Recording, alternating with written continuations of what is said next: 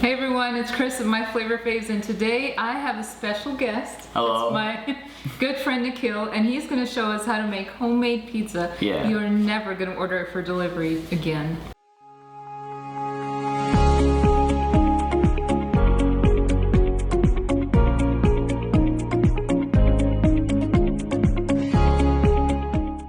So what do we have here, Nikhil? Okay, so we obviously got the main ingredients. So we have cheese, for example, And that's mozzarella. Mozzarella, okay. You have your overnight dough. Yeah. That's another aspect. You need obviously extra bit of flour. Okay. That's another key factor. Okay. And then you have your seasonings as a whole. You have your chili pepper, you have your oregano, you have your basil, you have your organic non-salt seasoning, Okay. you have your parsley and Italian seasoning overall. Okay. And you have a little bit of salt added on Okay. in the plate itself. You can't really see it, but Okay. it is what it is. Yeah. So the main ingredients that you also need to have is tomato sauce, Okay. and a little bit, and for an extra kick, you also need to get pesto. Okay. So these are all the key ingredients, and obviously the benefits are of pizza is that you have to make it somewhat healthy. Yeah. So then you have your chilies. Oh my god, these aren't even chilies, these are peppers. Peppers, So there you peppers. Yeah, sorry. We've I got just woke yellow up. and orange peppers. Yeah, yellow and orange peppers, and we Okay. have some onions soaking in the water. The reason why we do this is because it kind of cuts out the harshness of onions, and it also helps them kind of isolate in the water instead of fuming your house, because Okay. no one likes the smell of onions. Yeah, that's true. Yeah, It's awful. That's a great tip. And the last thing is basil. So the best thing about basil is that you can put it in multiple ways. You can either have it plain like this, straight from the tree, Okay. or what you can do is that you can cut it and chop it up. So for us, I'm going to show you how I can actually chop it up properly in a way that makes it look still presentable without completely crushing it as a whole. Okay, awesome. All right, so we're gonna start out. Yeah, we're going to start off with our dough. Okay. So the thing is that this dough was already made the day before. So the Okay. key thing is that we have to basically set out the ingredients of what comes with pizza dough. It's that you put water for around 105 degrees. And then from there you put in the yeast. Once the yeast starts bubbling, Okay. then you start basically having to wait for that to bubble, wait for it to be ready, then that's when you can add the flour, the salt, and the olive oil as a whole. Okay. And once you mix it up, it becomes a doughy formation, then you have to let it set overnight. And after you let it set overnight, that's when it's ready to be used today. Yeah, so this is Nice ready to and go. soft. Obviously the main thing that you first have to start off with is flour all over the plate.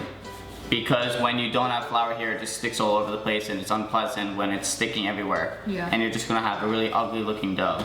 And it makes it more pliable. You can Exactly, work yeah. with it You more. could definitely work around with it. Yeah. I need to go get a, I want you to play around with this so I Sure. can go get a roller. Woohoo! Because the Nothing thing like is- making your own.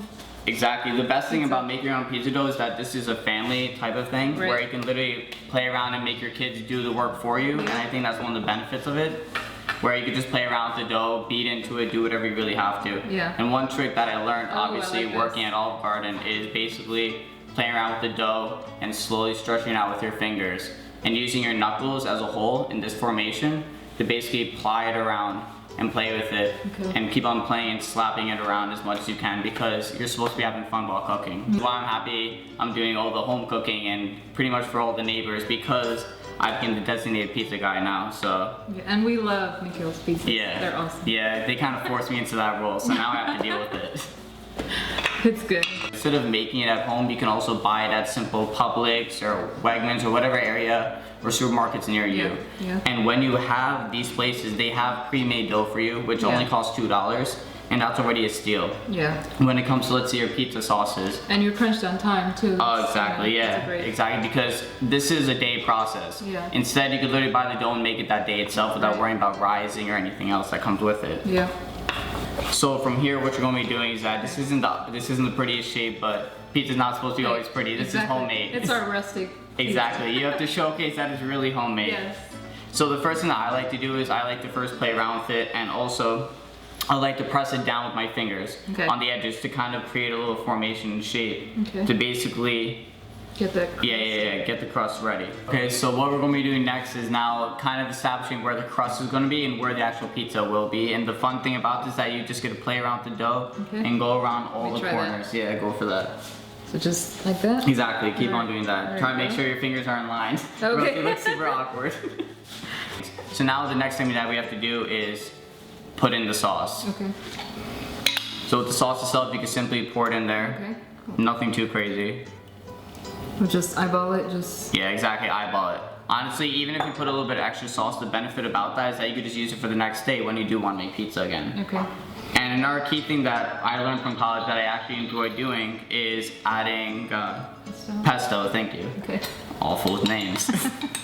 So pesto is another thing where you do not want to add too much of it because there's already a lot of oil and everything in here. Okay. So basically, we'll make it a lot more oily, so it's best to just put in just a little bit of a teaspoon of it. Just give it a mix? Yeah. Okay. So just mix that up properly. Okay.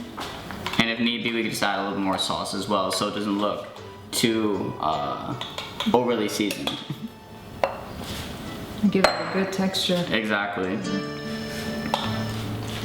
Okay. Because we're going to be having to bake this, right? So what I like to do is that instead of putting it in an automatic preset oven, I like to put it in while the oven is preheating. Okay. So it allows it to be a little bit extra crispier. Okay. So what I'm going to do is bring over the tray right here. Okay. And this is where we're going to be transferring the pizza.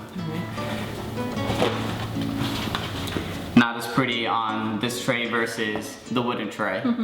So what we're going to be doing here is laying it out properly, and then this is where we take the olive oil, pour it on here, Okay. and then this is where you get your hands dirty and start laying it around as much as you can.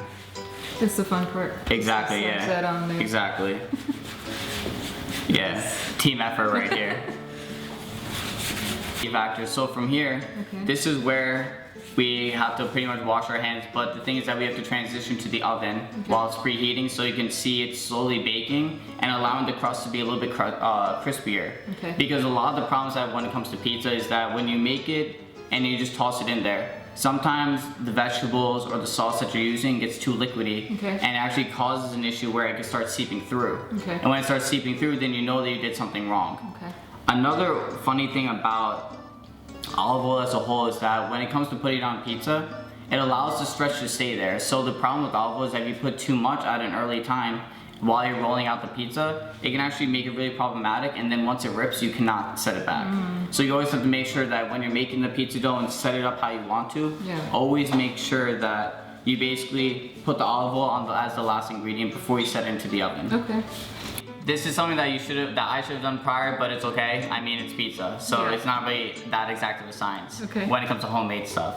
So you have to powder it up and make sure that the bottom is powdery Okay. with flour to make sure that there's no sticking that can actually happen. Okay. So from here, the pizza looks pretty good. So now we have to take it to an oven that is preheating.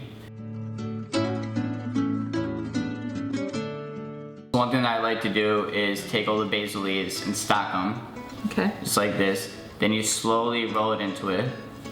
And you call this, is it a chiffonade? Is that what you call I mean, you might know the fancy terminology. I just looked it up on YouTube and I liked it. So then you just basically slice into it? it. That's good.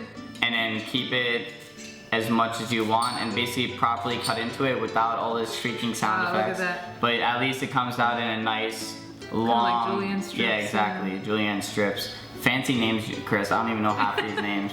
But yeah, so pretty much these are going to be the extra garnishes that I like putting in the beginning of the pizza because I like to have it bake into it. Okay. So that's going to be something that we're going to do And it once. adds a beautiful color. It really does, yeah. It's a proper aesthetic on it. Yeah. So I'm gonna go check on the oven to make sure that everything is coming out properly and that we don't overcook it. Okay.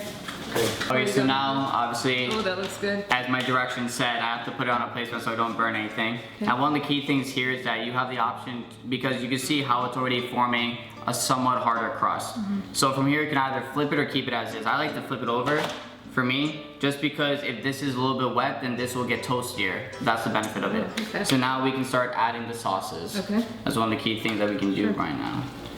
So, dabble the sauce. Layer that on there. Yeah, honestly, it doesn't even matter. You can just layer as much, but never over sauce it. Yeah. Because when you over sauce it, that's when it gets ridiculous and then Soggy. soggy and gross. Yeah, exactly.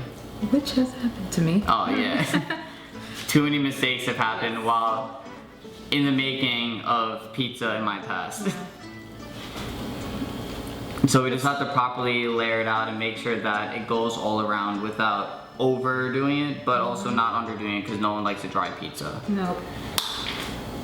And that's why it helps to have a chef. Exactly. Who can make it for them while they're relaxing at home. Looks good. Yeah, it looks pretty good so far right here.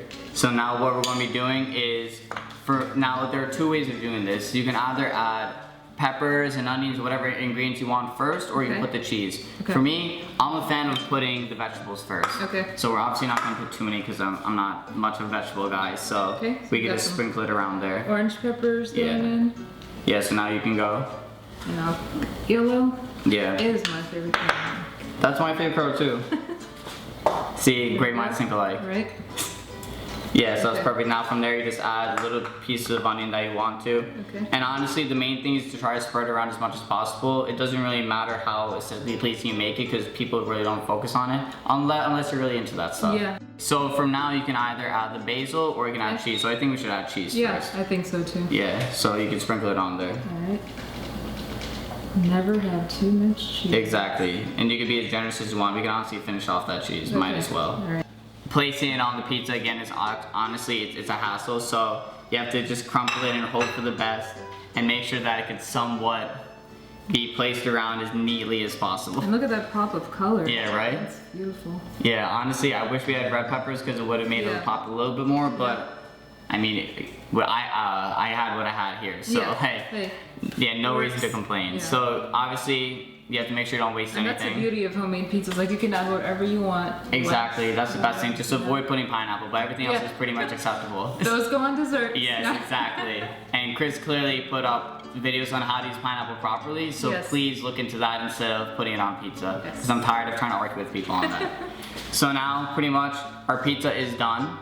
And now the main thing is that now we have to put it back into the oven when the oven is fully complete, and when it hits that 425 to 450, that's what we're gonna have to put in for at least 10 minutes to 15 minutes, and then your pizza's fully done. So we're pretty much there. We just have to wait for the oven to give us the sign, and then from there we're good to go. Okay, awesome.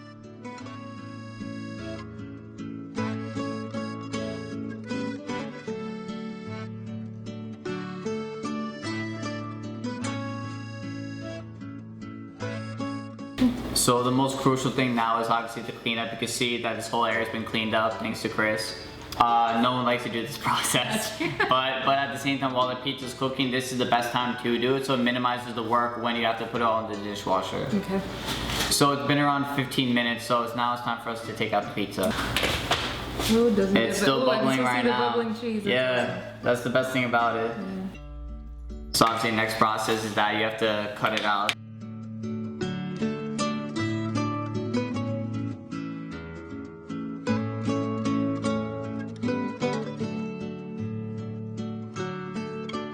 Thank you so much. Thank you. Honestly, I was happy that you came today, so it gave me an excuse to actually make pizza. This looks amazing. Thank you. So now let's cut this up. I'm burning my hands in the process, but this is what it's supposed to look like. Nice. Look at that beauty. Yeah, right? I got one. There you go.